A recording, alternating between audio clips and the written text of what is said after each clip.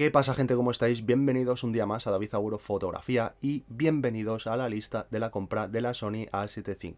Esta máquina, en principio, va a ser lanzada entre enero del 2025 y marzo, pero hay cierta gente que dice que puede ser retrasado su lanzamiento a octubre del mismo año. Así que no os hagáis demasiadas ilusiones o no la esperéis demasiado pronto. Y lo primero que voy a hacer es leer un poquito los rumores que estoy viendo por internet y luego os voy a hacer la lista de la compra, os voy a hablar de las características importantes que a mí me gustaría que sí tuviera la Sony A7 IV. Y lo primero que, bueno, vamos a hablar es de el sensor. Y la mayoría de páginas en internet apuntan a que va a tener un sensor de 33 megapíxeles como el que tenemos en la A7 IV, así que esto no sería en extrema una mejora, sería mantener el sensor que a mi punto de vista funciona extremadamente bien y con el cual estoy extremadamente contento con mi A7 IV. ¿Por qué? Porque sobre todo el tratamiento del ruido en ISOs altos va bastante bien conjunto con la resolución que tiene, que son 33 megapíxeles. Como todos sabemos, cuanto más megapíxeles tiene una cámara, luego el tratamiento del ruido en ISOs altos se convierte en algo cada vez peor. Con lo cual, a mí un sensor con muchísima resolución que no trabaje bien en ISOs altos, que para mi trabajo es imprescindible, pues realmente no me viene extremadamente bien. Ahora bien, hay otras páginas por internet que dicen que hay por ahí rumores de que se está testeando o se están testeando máquinas con un sensor de 44 megapíxeles. ¿Esto me gustaría? Sí, y solo sí funciona bien en ISOs altos, es decir, si el tratamiento del ruido de esta máquina en ISOs altos funciona correctamente. Así que me da un poco igual el sensor, obviamente si tiene 44 megapíxeles y funciona perfectamente a ISOs altos o igual que la 7.4, voy a estar extremadamente contento. Ahora bien, este sensor no tiene pinta de que vaya a ser Global Shutter, que es algo que a mí me gustaba la idea de tener una A7 V con Global Shutter, pero parece ser o todo apunta a que no va a llevar ese Global Shutter como tiene la A9 III. Sí que es verdad que he probado la A9 III y la máquina es brutal, 120 fotografías por segundo, o sea, graba 4K 100, o sea, la máquina es una máquina de ensueño, pero está destinada para eventos deportivos y habiéndola probado en ciertos eventos a partir de ISO 4000, no he estado extremadamente contento con el resultado en esos ISOs altos. ¿Por qué? Porque a mi punto de vista sacaba demasiado grano y al tener un sensor de 24 megapíxeles no tenía una imagen profunda, es decir, tenía como una imagen plana, ruido y luces y sombras.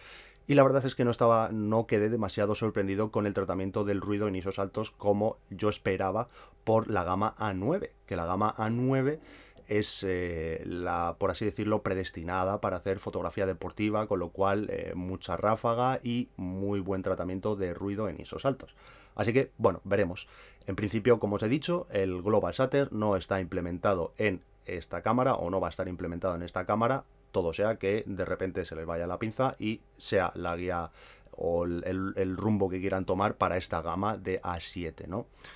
Así que vamos a pasar del sensor al procesador. Y bueno, pues esto es otra cosa que realmente tampoco me importa demasiado. Parece ser que le van a poner el procesador parecido al procesador de la A9 III, con lo cual, bueno, pues todo lo que sea mejora a la hora de buffer de fotos, de almacenamiento y de rapidez a la hora de pasar las fotos de un lado a otro a la tarjeta para que la cámara siga disparando, me parece bien, me parece bien. O sea, tampoco puedo decir que sea un friki de no, es que tiene que estar todo. No, no. Yo estoy conforme con lo que tengo con mi A7 IV porque disparo ráfagas a 10 fotografías por segundo y no suelo gastar las ráfagas a tope. Así que no me preocupa demasiado el procesador. Y hablando de esto, vamos a seguir con la ráfaga, por así decirlo, y tiene todo apunta a que van a mantenerse esas 10 fotografías por segundo. Así que, bueno, pues yo contento, no necesito más, hago también fotografía deportiva muchas veces y nunca he sentido que necesitara más de 10 fotos por segundo.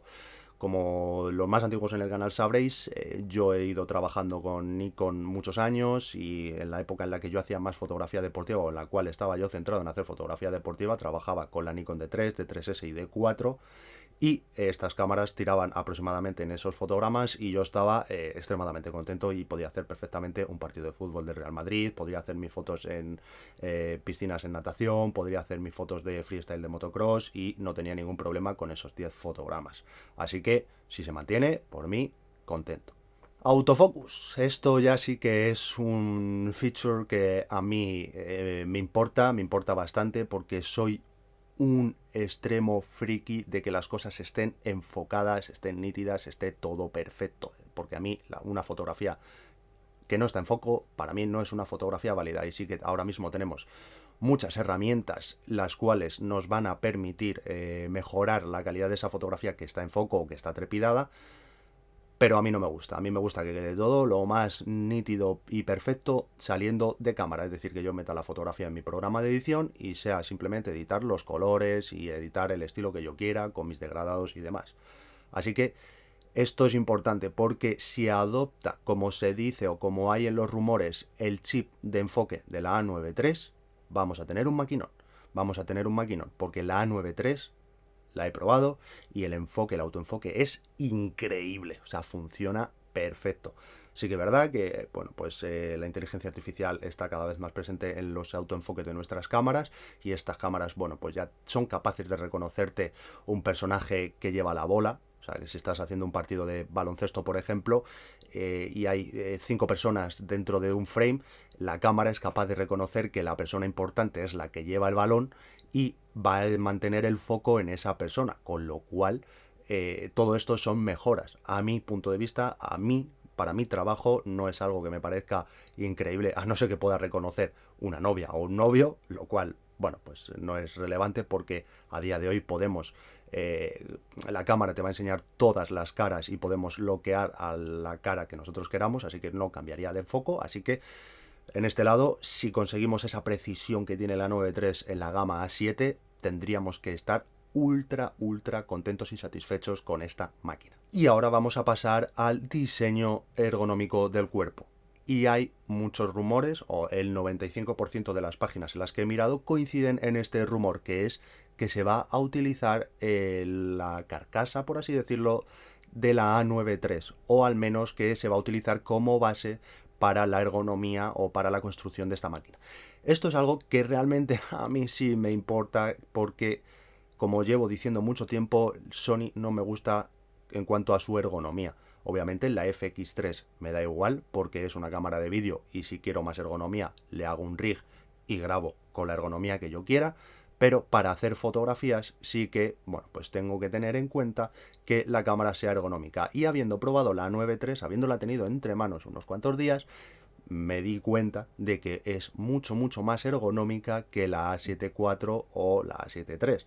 Con lo cual, si ganamos esta implementación de ergonomía, esta estructura del cuerpo de la Sony A9 III, yo, en mi punto de vista, estaré muy contento. ¿Por qué? Porque siempre lo digo, yo tengo las manos extremadamente grandes. A ver, no son gigantes, obviamente, no tengo dedos como patatas, pero sí que tengo los dedos muy largos y a la hora de coger siempre se me escapa el meñique por abajo y este dedo también.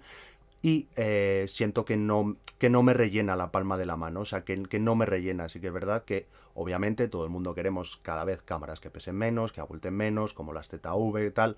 Yo, en mi caso, no me preocupa tener una cámara que abulte un poquito más, incrementándole un poquito el peso. Y ya por último me gustaría hablar de las especificaciones de vídeo que por lo que parece no vamos a tener en mente, bueno, pues que grabe 4K a 100, eso lo dejan para las cámaras high-end o las cámaras más caras de su línea, así que vamos a tener al parecer 4K a 60 y en este caso espero que sea sin recorte. Como todos sabéis, la Sony A7 IV, cuando le pones el 4K 60, hace un recorte de APS-C, lo cual a mí no me gusta. Espero que al menos que tengamos ese 4K 60, pero que sea sin recorte, que utilice todo el formato completo de nuestro sensor y que podremos grabar en 422 a 10 bits para, bueno, pues un mayor abanico de posibilidades a la hora de editar nuestros vídeos y colorear. En definitiva, esta cámara o esta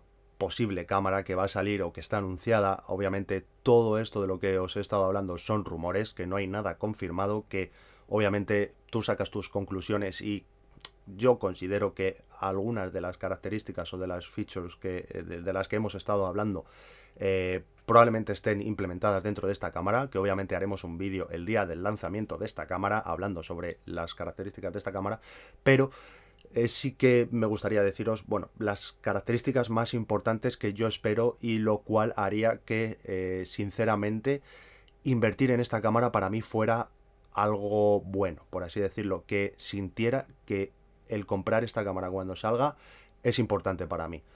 Obviamente, lo primero y lo más importante es el chip de autoenfoque. Es decir, yo no estoy descontento con la calidad de enfoque de la A7 IV, pero si conseguimos esa mejora de la hermana mayor, por así decirlo, de la A9 III, voy a estar muy contento y va a ser un motivo muy importante de peso para comprar esta máquina. Ahora bien, hay otras features que a mí me gustaría que obviamente no van a estar y son un poquito más enfocadas al tema del vídeo. Y está muy bien que tengamos 4K 60 y ojalá y espero, como os he dicho, que no tenga ese recorte, pero como todos sabéis, los sensores de Sony trabajan grabando en vídeo en 16 novenos.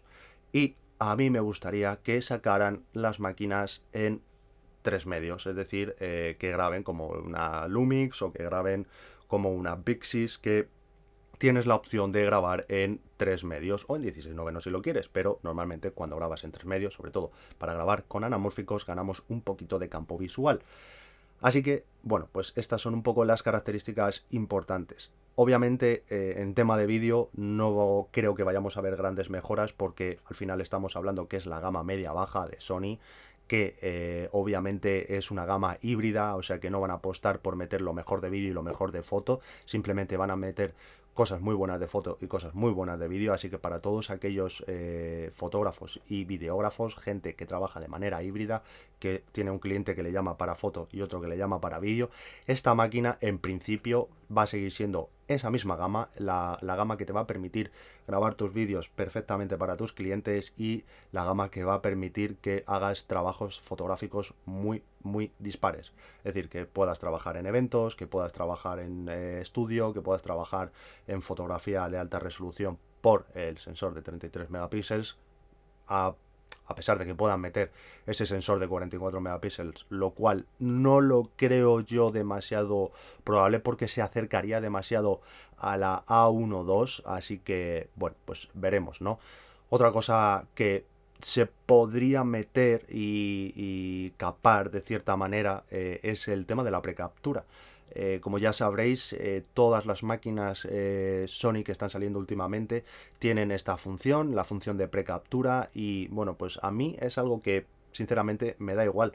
Hay mucha gente que dice, no sabía que echaba tanto en falta la precaptura hasta que tuve precaptura. Y yo he probado la precaptura, he trabajado en eventos con esa posibilidad y la verdad es que sigo trabajando con mi A7 IV perfectamente y no he hecho en falta ningún tema de precaptura, porque yo no trabajo en situaciones, en fauna en la que, bueno, el pájaro si no estás atento se te va y has perdido la foto perfecta, o en fútbol que tú vas pulsando y cuando pulsas se te ha pasado la acción perfecta y ese segundo extra es cuando ha ocurrido. Bueno, yo sinceramente no lo necesito, no lo echaría en falta, así que son, por así decirlo, características que están en el aire, que puede ser que entren o que no entren, pero sinceramente no me preocupa si no entran. Así que, pues hasta aquí un poco la lectura de estas características de la posible Sony A7 IV y espero que me pongáis en los comentarios qué creéis que es verdad, qué no es verdad y sobre todo qué os gustaría que tuviera esta Sony A7 IV, esta cámara que para todos vosotros va a ser una gran opción porque sé que de las cámaras más vendidas son esta gama, la Sony A7, y ojalá que, bueno, pues nos traigan mejoras muy significativas, lo cual haga que todos queramos comprar esta máquina. Y por último, antes de irme, sí que me gustaría hablar del pricing, del precio de esta máquina. No está confirmado, no lo sabemos. Yo estimo que estará en el rango de entre los 2.600 y los 3.200 euros. Todo dependerá de la cantidad de cosas que reutilicen de su predecesora, de la Sony A7 IV. si utilizan el mismo sensor, si no implementan el chip de inteligencia artificial, si no implementan el Global Shutter. O sea, cuantas más cosas nuevas metan de las otras cámaras, más va a subir el precio de esta. Eso es algo que hay que tener muy en cuenta. Es decir, si tenemos Global Shutter, si tenemos precaptura, si tenemos el cuerpo de la 9.3, si tenemos el chip de inteligencia artificial de la 9.3 para el enfoque, cuanto más cosas coja de otras cámaras de gamas superiores, más va a incrementar su valor. Así que tendremos que tener ahí un poquito la vista puesta en cuántas cosas está heredando de sus hermanas mayores y cuántas cosas no.